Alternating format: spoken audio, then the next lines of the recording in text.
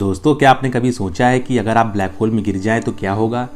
शायद आप सोचते होंगे कि आपकी मौत हो जाएगी, लेकिन ऐसी स्थिति में आपके साथ कई अलग चीज़ें हो सकती हैं। तो चलिए बात करते हैं। दोस्तों, ब्लैक होल जो होता है वो स्पेस में वो जगह होती है जहां भौतिक विज्ञान का कोई नियम काम नहीं करता। इसका गुरुत्वाकर्षण क्षेत्र बहुत शक्तिशाली होता है। इसके खिंचाव से कुछ भी बच नहीं सकता। यहाँ तक कि प्रकाश भी यहाँ प्रवेश करने के बाद नहीं निकल पाता है। यह अपने ऊपर पड़ने वाले सभी प्रकाश के कणों को अवशोषित कर लेता है। वैसे भी दोस्तों, आइंस्टीन बता चुके हैं कि किसी भी चीज़ का गुरुत्वाकर्षण स्पेस को उसके आसपास लपेट देता है और उसे कवर जैसा आकार दे देता है। दोस्तों, हो सकता है आप किसी दूसरे ग्रह पर जीवन की तलाश में निकले हों या फिर अंतरिक्ष यान से बाहर निकले हों और तभी आप ब्लैक होल की चपेट में आ जाएं। आपका अनुमान होगा कि ब्लैक होल आपको कुचल देगा, हालांकि वास्तव से काफ़ी अलग हो सकती है। अगर आप ब्लैक होल की चपेट में आ गए हों तो आपके साथ दो बातें हो सकती हैं। पहली, या तो आप तुरंत ही जलकर राख हो जाएंगे।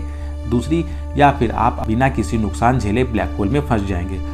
अब आगे बात करते हैं। जब कोई विशाल तारा अपने अंत की ओर पहुंचता है तो वह अपने ही अंदर सिमटने लगता है और धीरे धीरे भारी भरकम ब्लैक होल बन जाता है और सब कुछ अपने में समेटने लगता है। अब आगे बात करें तो इसके बाहरी हिस्से को इवेंट होराइजन कहते हैं। क्वांटम प्रभाव के चलते इसे गर्म कण टूट टूट कर ब्रह्मांड में फैलने लगते हैं। बात करें तो एक मशहूर वैज्ञानिक है स्टीफन हॉकिंस की खोज के मुताबिक हॉकिंग रेडिएशन के चलते एक दिन ब्लैक होल पूरी तरह से ब्रह्मांड मुक्त कर दिया जाएगा और वो खुद ही मुक्त होकर के गायब हो जाता है। जब आप ब्लैक होल के अंदर पहुंचते हैं तो केंद्र तक वो असीम घुमावदार होता है और वहां आकर समय और स्पेस दोनों का अर्थ खो देते हैं। भौतिक विज्ञान की कोई नियम काम नहीं करता। ब्लैक होल में पहुंचने के बाद क्या होता है किसी को कुछ नहीं मालूम। यहाँ पहुंचने के बाद क्या होगा कोई नहीं जानता। क्या कोई दूसरा यूनिवर्स आ जाएगा या फिर आप सब कुछ भूल कर नई दुनिया में पहुंच जाएंगे?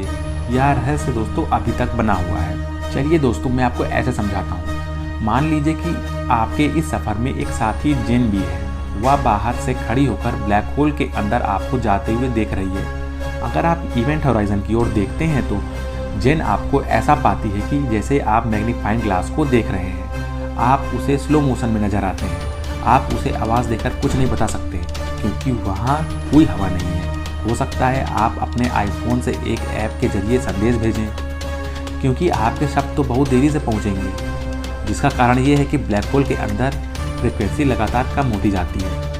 और आगे बात करें, जब आप होराइजन के अंदर तक पहुंचेंगे तो जेन आपको फ्रीज हुआ पाएगी, मानो किसी ने आपका पॉज बटन दबा दिया हो। आप में कोई गति नहीं होगी। आप होराइजन के भीषण गर्मी की चपेट में आ चुके होंगे। हालांकि रेडिएशन के चलते ब्लैक होल के अंधकार तक पहुंचने से पहले ही आप राख में तब्दील हो जाएंगे।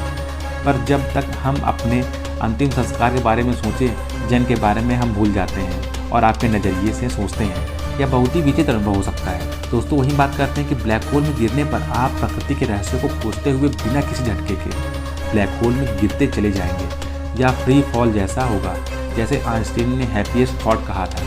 इवेंट होराइजन नाम की कोई चीज़ अगर होती भी है तो वो आपकी चिंता का विषय अभी नहीं है। ये जरूर है कि अगर ब्लैक होल का आकार छोटा हुआ तो आपको दिक्कत हो सकती है।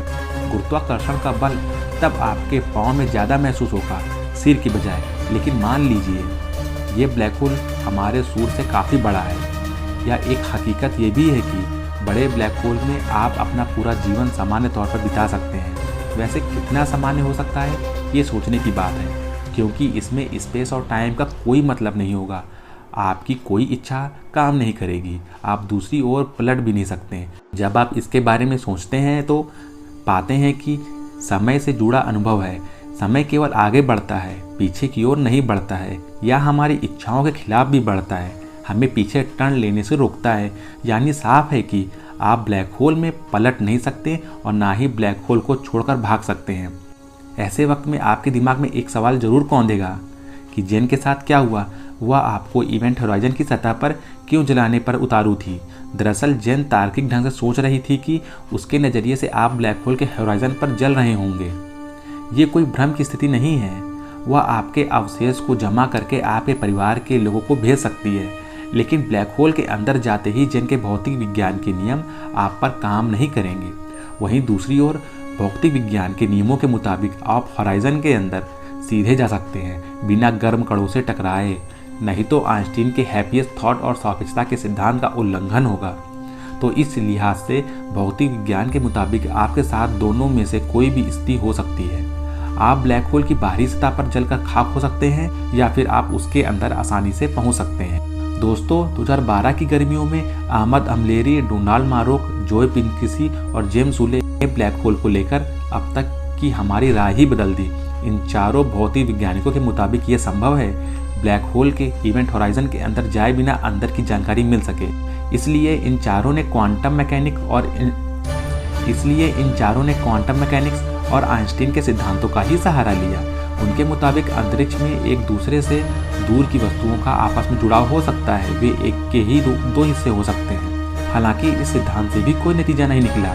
यह मूलभूत भौतिक विज्ञान का सबसे विवादास्पद सवाल अभी भी बना हुआ है। न्यू जर्सी स्थित प्रिंसटन यूनिवर्सिटी के डोलेल हार्लो और स्टैनफोर्ड यूनिवर्सिटी के कैलिफोर्निया के पैट्रिक हाइडन ने यह पता लगाने की कोशिश की कि स्पेस की दो वस्तुओं यानी आपका और ब्लैक होल के होराइजन के अंदर हिस्से का जुड़ाव किस तरह का है। 2013 में दोनों ने पाया कि सबसे तेज कंप्यूटर से भी ये पता लगाने की कोशिश की गई तो इस जुड़ाव का पता लगाने में काफ़ी वक्त लगेगा और इसको डिकोड करने में इतना वक्त भी लग सकता है जब तक कि ब्लैक होल खुद ही पूरी तरह नष्ट हो जाएगा। जाहिर है ऐसे में ब्लैक होल के अंदर गिरने पर आपके साथ क्या होगा, इसको लेकर दोनों जवाब आपकी अपनी जगह बने हुए हैं।